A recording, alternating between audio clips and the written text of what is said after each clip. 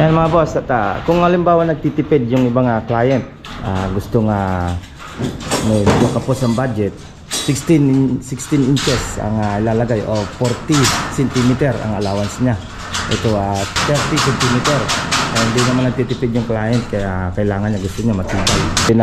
Din ang ating carry channel, 60 cm lang. Pero kung nagtitipid, pwedeng 80, 1 meter ang carry channel. Pero ito hindi naman tinitipid ng client, kaya ating 60 cm ang ating allowance, kaya matigas at matibay.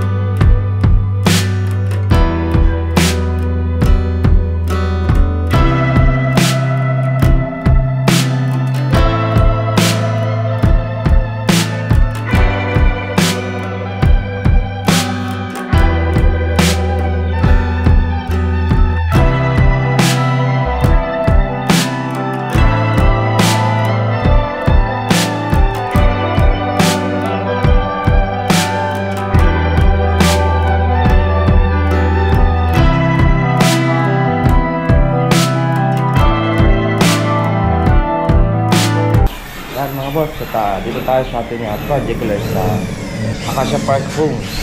Update natin ang ating project dito mga boss. Ayan ikisamin na tayo mga boss. Samahan niyo ako. Let's go. Ayan mga boss, start na tayo ng ating pagkikisame. Plain ceiling lang muna ito ang ating nalagay ni sir. Huli na yung design, kung ano design nilalagay ni sir. Hindi na, ayan. At may wall angle na tayo pa ikot. Nalagyan na ng wall angle. Na-level na yan, and then carry channel naman. At yan, nakabatak na tayo, 5 batak lang tayo dyan. Tapos metro lang sila ng 1.7 kapal lang ating metal paring. Okay, ayan, mga carry channel na. Pagkatapos nyan, metal paring na tayo, W clip at metal paring. And then yan, hard-deflex muna natin itong kalahati bago natin ilipat dito yung mga andam. Hard-deflex muna natin yan.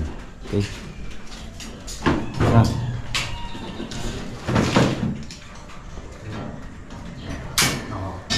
Diyan tayo nagkuha ng tibay sa angle bar niya.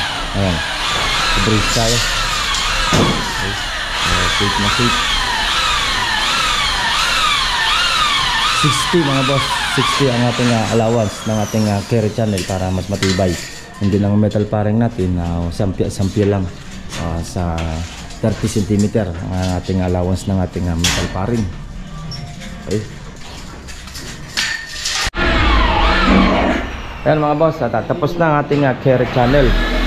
Ayan, kabit na natin.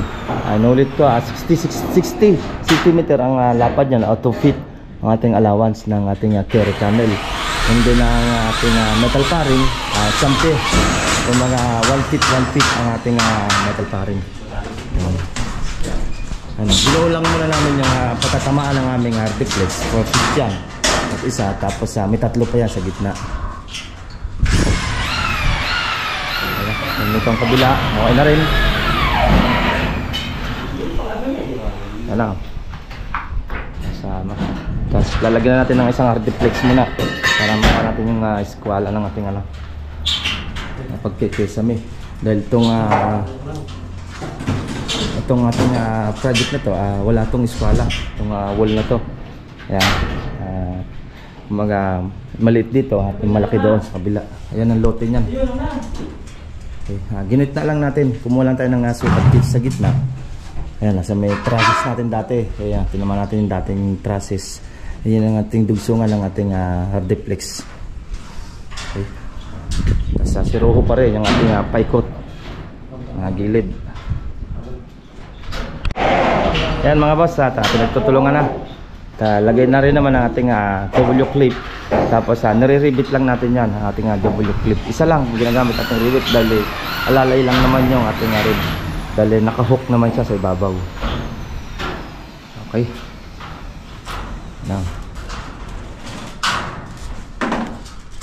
Ayan mga boss, at kung halimbawa nagtitipid yung ibang client, gusto nga may kapos ang budget, 16 inches ang ilalagay o 40 cm ang allowance niya, 30 cm. Hindi naman nagtitipid yung client, kaya kailangan niya, gusto niya matibay. Kaya medyo ating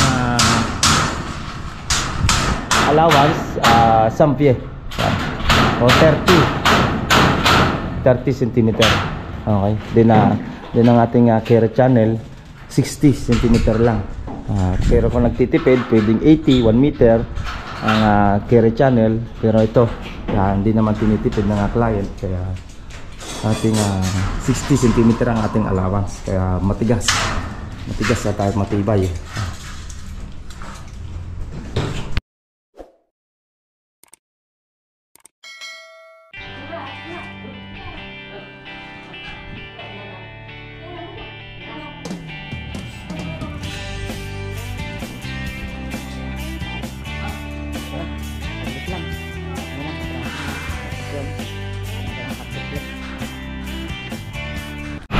Ayun mga boss, at nakaisa na tayong reflex.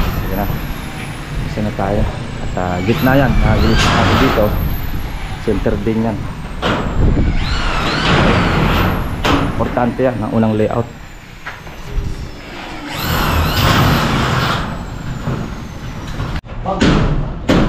Yun o. Nalagay na natin reflex. Ayan na. Konti na lang. Ay, pantay kita. Basta. Ay, kulang talaga. Pantay ko.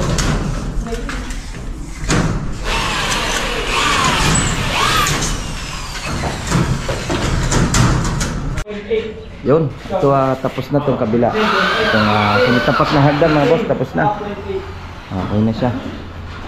Hindi na, dito naman tayo sa kabila. Ito, nalipatan na rin nila. Kabila. Nalipat na yung andan nila.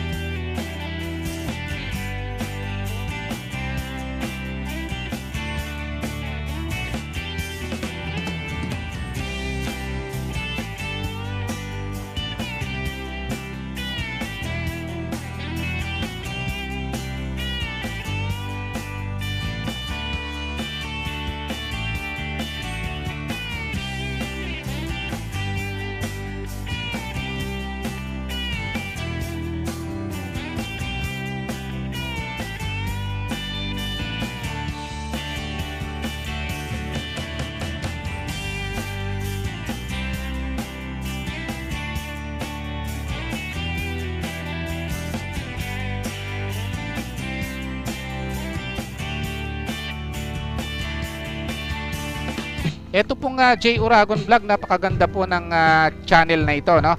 Tungkol po ito sa construction. Actual construction po ang channel na ito, no?